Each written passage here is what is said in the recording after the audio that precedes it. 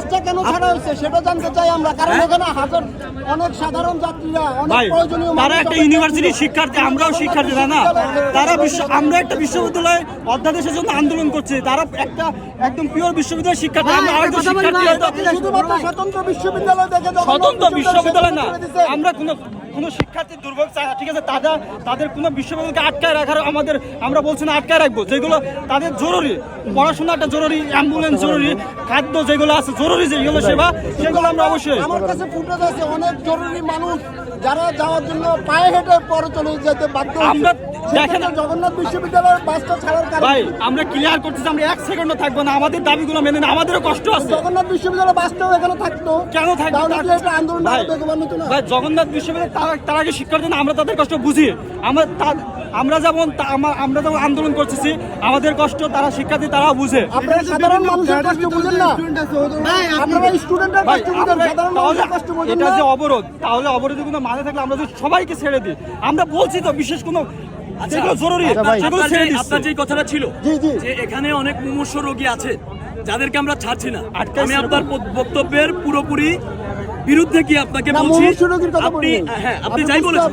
আমি বলেছি প্রয়োজনীয় অনেক প্রয়োজনীয় মানুষ রয়েছে এবং নিউজও হয়েছে যে পরীক্ষার্থীও আটকে গেছিল, পরে পায়ে হেঁটে তারা এই জায়গাটা অতিক্রম করছে। সেক্ষেত্রে জগন্নাথ বিশ্ববিদ্যালয় অনেক জরুরি কাজের মানুষ, যাদের জরুরি কাজটা জরুরি ছিল, যার কারণে যাইতে পারে নাই, কিন্তু জগন্নাথ কেন ছাড়লো? হ্যাঁ, জগন্নাথ তো এখন কোনো ক্লাস না, তারা বাড়ি ফিরছে। সেক্ষেত্রে এই বাসটি ছাড়ার কারণ কি? এটা কি স্বতন্ত্র বিশ্ববিদ্যালয় এই কারণে ছাড়ছেন? না, ওখানে জগন্নাথের টিচাররা ছিলেন, আমরা একজন ছাত্র হিসেবে।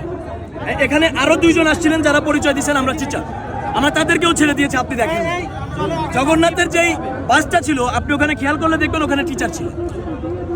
ওই টিচাররা আমরা যখন দেখলাম যে জগন্নাথের বাস এসেছেন এবং আমাদেরকে যখন বলা হলো যে টিচার ছিল, তখন আমরা গিয়েছি, দেখেছি, অতঃপর আমরা এটা ছেড়েছি।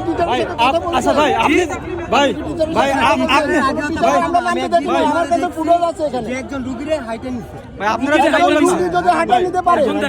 আমরা আন্দোলনরত অবস্থায় আছি, আমি আপনাকে বলি এখন আমরা আন্দোলনরত অবস্থায় আছি।